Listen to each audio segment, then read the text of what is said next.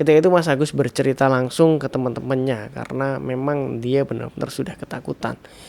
Dan ada salah satu karyawan yang bilang memang dulunya itu ada bapak-bapak karyawan yang ada di sini itu mengalami kecelakaan kerja, sehingga memang akhirnya mungkin arwahnya atau ya rohnya itu masih ada yang tertinggal di situ.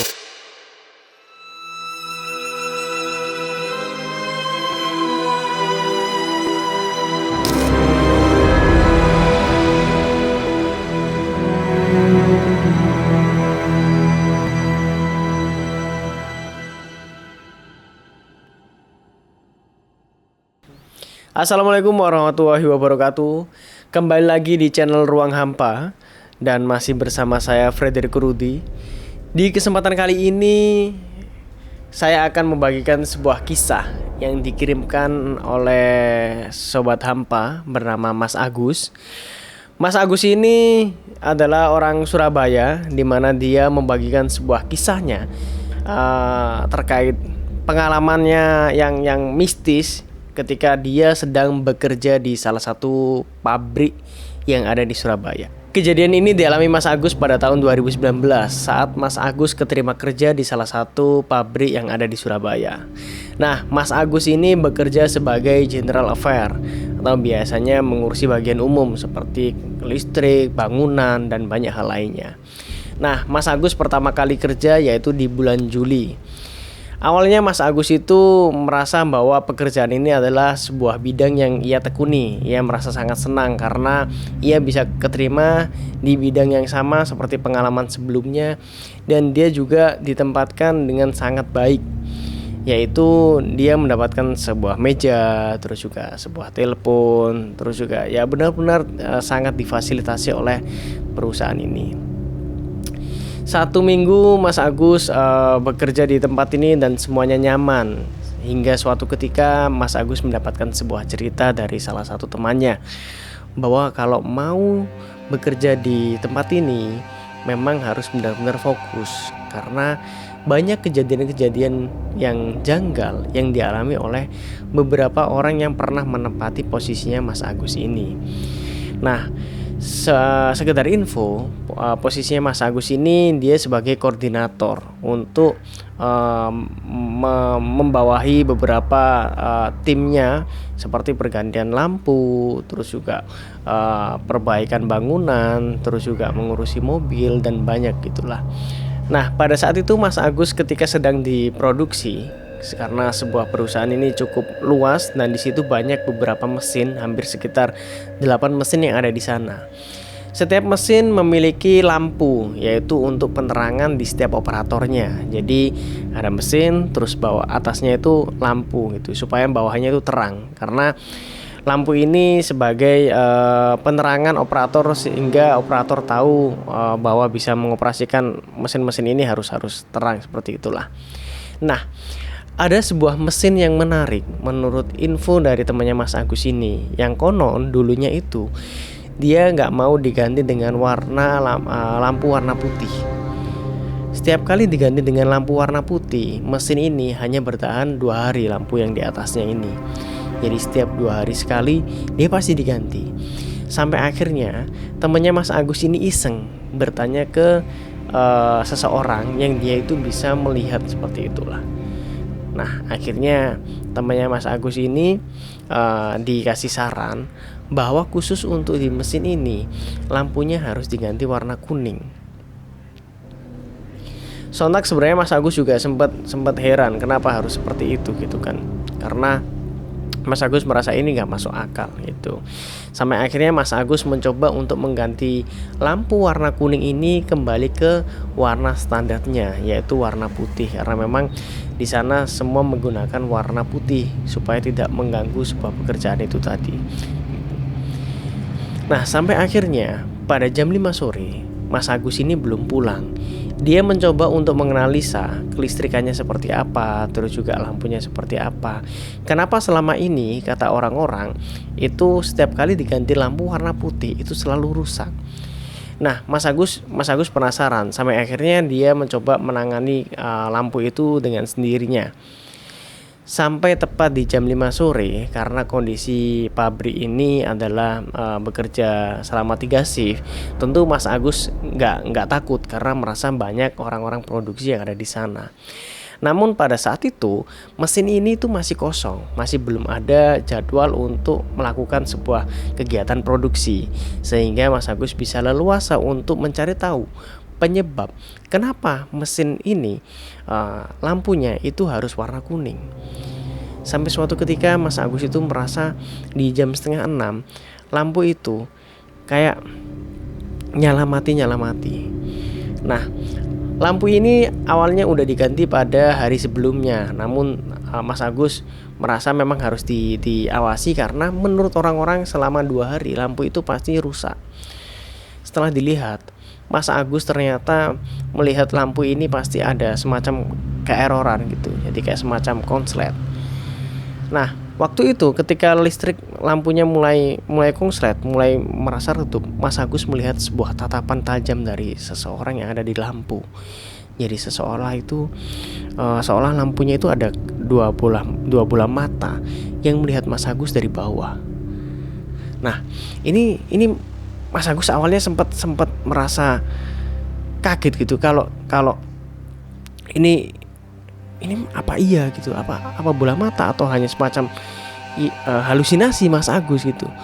Nah, waktu itu Mas Agus ya mungkin oke lah, ini karena pengalaman Mas Agus pertama kali kerja di situ, akhirnya Mas Agus coba mengganti lagi dengan lampu warna putih lagi. Di situ waktu Mas Agus mengganti lampu dengan warna putih lagi, teman-temannya udah bilang, "Mas, kan wis dikandani arek-arek, lampu iki kudu kuning, nggak iso warna putih." Nah, Mas Agus masih coba memberikan jawaban yang enggak, ini sebenarnya masih ada gangguan konslet karena tadi sempat ngelihat gini gitulah. Sampai akhirnya lampunya konslet. Besoknya Mas Agus mencoba untuk mengganti lampu itu lagi dengan warna putih.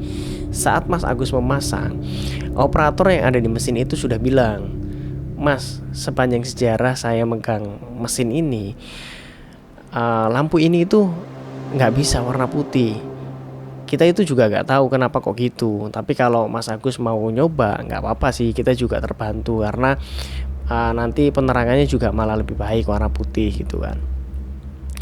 Ya wes, kata Mas Agus, "Ya Pak, nanti coba saya pelajari dulu kenapa kok bisa seperti itu. Harusnya sih nggak ada masalah." Terus ada temennya operator yang ikut nyangga juga. Dia bilang, "Mas, amit nuwun sewu. Sebenarnya Mas, di pabrik ini sudah ada penunggu. Cuman memang kita semua ini juga nggak bisa ngelihat. Tapi setiap kali jam 5 sore kita tuh merasa bahwa auranya beda. Dan pun lampu ini juga selalu kayak semacam nyala mati cuman nggak yang terlalu kontras gitu Mas." Nah, ketika Mas Agus diceritain itu sama teman si operatornya, Mas Agus tuh keinget bahwa kemarin Mas Agus itu juga tepat di jam setengah 6 lampunya itu tiba-tiba konslet mati. Lalu semacam ada 2 bola mata yang menatap Mas Agus. Nah, ini Mas Agus langsung, nggak mungkin, karena Mas Agus ini orangnya kan bukan tidak percaya, tapi Mas Agus ini merasa bahwa hal semacam itu nggak ada hubungannya dengan semacam kelistrikan gitu. Sampai akhirnya lampu itu pun diganti dan juga kembali normal selama 1 hari penuh. Keesokan harinya Mas Agus coba kembali untuk menganalisa. Nah, di hari itu Mas Agus melihat lagi lampunya bahwa penerangannya itu juga semakin redup. Nah, itu Mas Agus merasa bahwa kayaknya ada kabelnya atau apanya, sehingga Mas Agus minta bantuan oleh timnya untuk mengecek seluruh aliran listrik itu seperti apa di sana, karena Mas Agus ini juga pertama kalinya. Jadi Mas Agus minta timnya kelistrikannya seperti apa dan nggak ada gangguan apapun di sana. Ketika sudah dikasih report sama timnya, Mas Agus ini sempat bingung karena menurut timnya nggak ada gangguan apapun dan semuanya lancar. Dan lagi-lagi banyak orang bilang bahwa memang tempat ini nggak bisa Mas, dia harus lampu warna kuning. Sampai akhirnya Mas Agus coba mengamati lagi sampai di jam 5. Mas Agus merasa lampu ini seperti kejadian 2 hari yang lalu. Jadi lampunya seperti konslet, nyala mati. Dan Mas Agus coba mengamati dari bawah lampu. Sampai akhirnya Mas Agus lagi-lagi ngelihat dua bola mata. Nah ini Mas Agus benar-benar kaget, karena dua bola mata ini menurut Mas Agus warnanya ini merah. Jadi ketika kondisi lampu warna putih ini mati, biasanya itu kan di tengah-tengah ada semacam sebuah cahaya warna oranye gitu sambil redup. Nah itu tepat di tengah Mas Agus melihat dua bola mata warna merah. Sontak Mas Agus ini sangat kaget karena gak mungkin gitu. Sampai akhirnya Mas Agus udah nyerah dan mengikuti bagaimana cara mereka menyikapi kondisi di sana. Akhirnya lampu diganti dengan warna kuning. Setelah itu Mas Agus coba kembali ke mejanya. Jadi kondisi ruangan Mas Agus ini kurang lebih 6x8. Di situ hanya ada 4 orang timnya. Jadi ada Mas Agus, terus juga ada tim General Affair yang lain, yang memang masih satu tim gitulah. Nah sekedar informasi, jadi di satu ruangan ini itu ada satu kamar mandi yang memang istilahnya setiap departemen itu satu ruangan itu ada kamar mandinya. Nah Mas Agus ini kerjanya dari hari Senin sampai hari Jumat, dari jam 8 pagi sampai jam 5 sore. Namun selama bekerja Mas Agus tidak pernah pulang tepat waktu, karena memang Mas Agus ini masih hari pertama, masih awal-awal bekerja, dan juga ingin memberikan performa yang benar-benar baik sehingga bisa dipertahankan di pabrik tersebut. Nah dari 3 timnya ini pun juga dari Mas Agus itu 4 orang di sana itu memang tidak semuanya stay di meja. Jadi kadang ada si A keluar, terus si B harus kemana gitu. Jadi nggak selalu komplit lah di ruangan itu. Nah Mas Agus ini pernah mengalami sebuah kejadian ketika Mas Agus berada di tempat itu sendiri. Mas Agus itu merasa bahwa kamar mandi itu selalu terdengar kayak suara air. Jadi kayak semacam putaran keran yang airnya itu benar-benar mengalir gitu.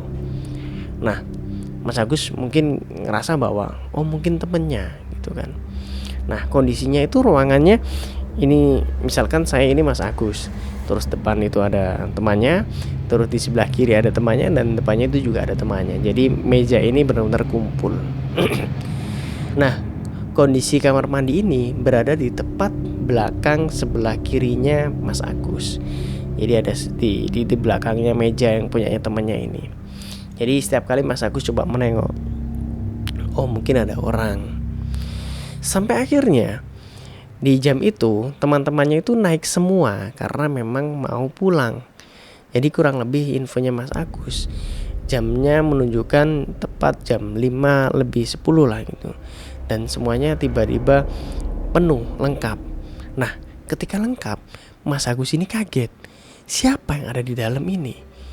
Dan dia juga gak berani untuk bercerita ke teman-temannya, karena merasa kalau ini diceritakan semua teman-temannya juga bakal kaget gitu. Apalagi mereka semua ini menempati ruangan itu cuma berempat gitu. Nah sampai akhirnya ada temennya yang ingin ke kamar mandi karena ingin buang air kecil. Di situ Mas Agus pun juga nggak berani untuk langsung ngomong ke temennya ini tadi bahwa di dalam ini ada orang. Tapi Mas Agus merasa mungkin hanya perasaanku, atau memang tadi sempat dinyalain air atau gimana gitu. Nah akhirnya temennya masuk, kondisi keran nyala. Di situ temennya kaget, kok ada yang nyalain tapi gak ada yang matiin. Karena biasanya itu teman-temannya selalu ngasih pesan kalau mau nyalain keran itu nanti kalau udah beberapa menit itu tolong dicek dan dimatiin. Nah ini tumben, mungkin merasa masnya juga, mungkin Mas Agus masih baru. Tapi menurut Mas Agus tadi itu gak ada yang nyalain keran. Nah keesokan harinya Mas Agus mulai merasa bahwa ada sesuatu yang aneh di pabrik ini. Mas Agus merasa bahwa auranya sudah semakin tidak enak. Semakin Mas Agus mengerti cerita dari orang-orang, Mas Agus semakin merasa bahwa aura yang ada di pabrik ini juga semakin kayak menakutkan gitu. Apalagi ruangan-ruangan yang memang jarang-jarang ditempati karena ada beberapa tempat seperti gudang, ada semacam mesin kayak gitu-gitu. Nah, di suatu kejadian Mas Agus ini pernah mencoba untuk melihat-lihat gudang yang ada di sana. Nah, gudang ini adalah sebuah tempat penyimpanan untuk barang-barang yang tidak pernah digunakan. Misalnya ya kabel-kabel, terus juga ada spare part, ada besi-besi yang mana memang udah nggak bisa digunakan, dan memang ada spare part lain yang memang lebih baik untuk digunakan secara fungsi gitu. Nah, Mas Agus ini coba ngeliat-liat gitu kan. Nah, Mas Agus waktu coba membuka ruangan itu, isinya benar-benar penuh dan kumuh banget. Sampai akhirnya Mas Agus coba ya sudahlah, nggak berani masuk. Nah, ketika dia ngelewati itu, balik lagi, itu ada orang yang coba untuk menyortir barang-barang itu. Nah, Mas Agus ini nanya, "Pak, buat apa kok dipilihin?" Nah, orang yang ditanya sama Mas Agus ini, dia kurang lebih umurnya masih 50 tahunan, dan rambutnya juga masih bagus, tapi ada beberapa uban yang memang masih kelihatan lah gitu. Tipikal orangnya itu tinggi, besar, dan juga memang perawakannya benar-benar gede gitu kan. Mas Agus tanya, "Loh, Pak, buat apa kok dipilihin?" Katanya bapaknya, "Ya Mas, ini memang harus dipilihin karena ini nanti bakal dijual kembali dengan harga yang mungkin lebih murah karena memang udah gak bisa digunain." Nah, di situ Mas Agus coba bantu milih-milih juga, terus ngasihin ke bapaknya, "Oh, mungkin ini Pak yang lebih berharga," kayak gitulah. Sampai akhirnya Mas Agus capek, kembalilah ke meja. Nah, saat di meja, Mas Agus ini ditanya sama temennya, "Loh Mas, dari mana? Kok kotor tumben?" Karena biasanya Mas Agus ini jarang menangani barang-barang atau kegiatan-kegiatan yang sifatnya sampai kotor, karena biasanya ditangani langsung sama anak buahnya. Nah, di sini temennya benar-benar kayak penasaran, "Habis ngapain Mas?" Gitu.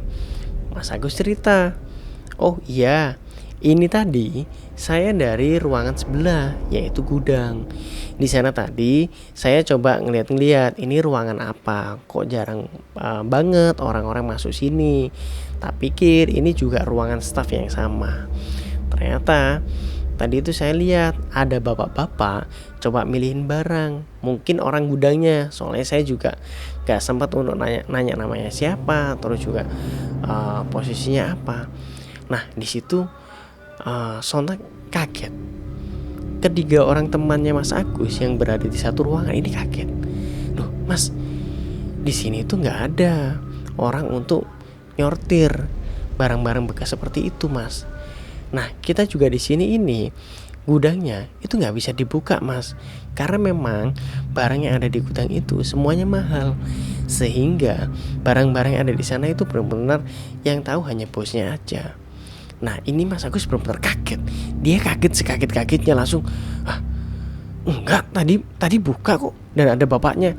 Langsunglah Mas Agus itu berlari ke sana membawa teman-temannya tadi untuk menunjukkan bahwa ada bapak-bapak yang membuka pintu itu menyortir. Setibanya di sana, Mas Agus tidak melihat siapa-siapa. Mas Agus pun juga membuka pintu itu namun terkunci. Nah, ini Mas Agus benar-benar kaget. Kalau ternyata ruangan yang dia masukin tadi itu ternyata kekunci. Nah, padahal tadi itu kebuka seperti itu. Sampai akhirnya ya sudah, Mas Agus merasa bahwa ya mungkin tuh kejadian pertama lah, atau mungkin masih pengenalan gitulah. Mas Agus merasa bahwa mungkin selama masuk di sana jarang untuk berdoa atau apa gitu kan.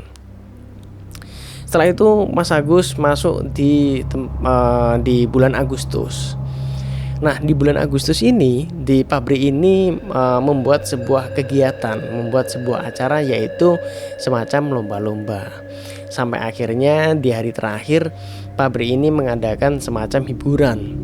Nah, Mas Agus di situ diberi posisi sebagai panitia perlengkapan, yaitu tentunya menyediakan alat-alat, terus juga menyiapkan semua kebutuhan perlengkapan sampai panggung. Suatu ketika Mas Agus ini bersama teman-temannya yang lain itu mendekorasi panggung tersebut. Namun karena kondisinya terlalu tinggi, Mas Agus harus memasang balon merah putih, terus tulisan-tulisan itu dengan cara menaikkan tangga di atas meja.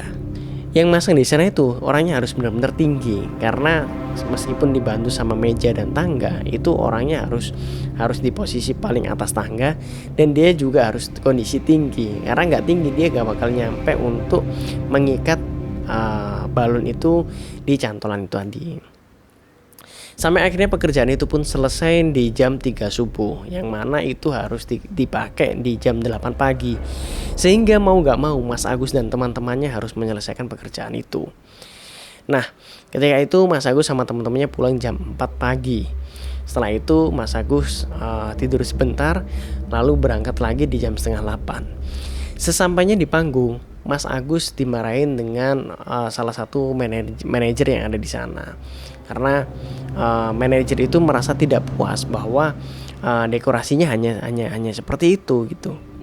Nah, Mas Agus di sana mengelak dan menjelaskan karena waktu jam 3 pagi, waktu dia menyelesaikan semua dekorasi itu sudah benar-benar terpasang rapi dan meriah, karena dibantu oleh beberapa temennya. Ada yang bagian dekorasi balon, ada yang dekorasi teks, ada yang macam-macam gitu kan. Nah, ketika itu manajernya juga nggak percaya bahwa apa benar memang udah dipasang. Mas Agus coba langsung naik ke panggung dan ngelihat bagian atasnya. Ternyata ada beberapa cantolan balon yang mana tidak terisi. Nah, Mas Agus ngerasa bahwa kayaknya enggak deh, tadi dipasang deh Bu. Dan itu benar-benar kuat. Nah, di situ Mas Agus coba menjelaskan bahwa di situ benar-benar udah dipasang semua dekorasinya, dari balon, terus juga kayak pernak-pernik kemerdekaan, itu semua udah dipasang. Ketika Mas Agus diajak manajer itu ke panggung itu, dan Mas Agus kaget bahwa memang ada beberapa balon dan juga pernak-pernik yang dipasang paling atas itu dia udah nggak terpasang dan tidak meninggalkan jejak. Mas Agus merasa bahwa semalam itu udah dikerjakan benar-benar sangat kuat, sehingga nggak mungkin kalau diterpa angin atau mungkin dia jatuh, atau nggak mungkin gitu. Dan untuk masangnya juga, kalau seandainya untuk mengambil itu juga harus dengan kondisi meja yang harus ditumpuk, terus juga harus dikasih sama tangga, terus orang yang masang juga harus tinggi gitu kan. Nah, setelah itu ya udahlah, mungkin itu ya hanya sebagai miss atau kecelakaan biasa gitulah, sehingga ya sudah selesai masalahnya. Sampai suatu ketika acara itu pun berakhir, selesai. Mas Agus yaitu sebagai tim perlengkapan bersama teman-teman GE yang lain itu diminta untuk menyelesaikan dan juga merapikan tempat itu kembali. Salah satunya seperti menggulung tikar, terus juga merapikan beberapa kabel sound yang dibantu sama sound sistemnya juga kayak gitu. Nah, setelah Mas Agus coba merapikan dan membawa ke gudang, lagi-lagi Mas Agus ngelihat sesosok bapak-bapak yang ternyata itu ada di sana, yaitu bapak-bapak yang ia temui saat nyortir. Alangkah kagetnya Mas Agus waktu itu ngelihat secara langsung bapak-bapak yang ia temui waktu nyortir di gudang itu. Mas Agus sudah tahu bahwa bapak-bapak itu adalah sesosok mantan karyawan yang ada di sana yang udah meninggal. Nah, di situ Mas Agus benar-benar gemeteran, karena kondisinya waktu itu Mas Agus hanya sendirian dan membawa karpet. Sedangkan teman-teman yang lain yaitu juga menyiapkan sendiri, membawa sendiri, kabel ditaruh di tempat ini, terus juga karpet di tempat ini, sehingga memang kerjanya sendiri-sendiri.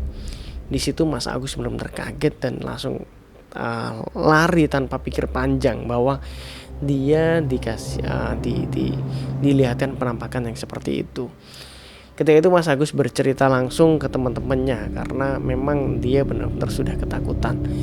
Dan ada salah satu karyawan yang bilang memang dulunya itu ada bapak-bapak karyawan yang ada di sini itu mengalami kecelakaan kerja, sehingga memang akhirnya mungkin arwahnya atau rohnya itu masih ada yang tertinggal di situ, menurut orang-orang yang percaya. Jadi seperti itu. Nah, inilah yang diceritakan Mas Agus dengan pengalaman mistisnya saat bekerja di sebuah pabrik. Buat teman-teman yang memiliki cerita bisa langsung kirim di bawah deskripsi video ini. Jangan lupa like, komen, dan subscribe. Dan assalamualaikum.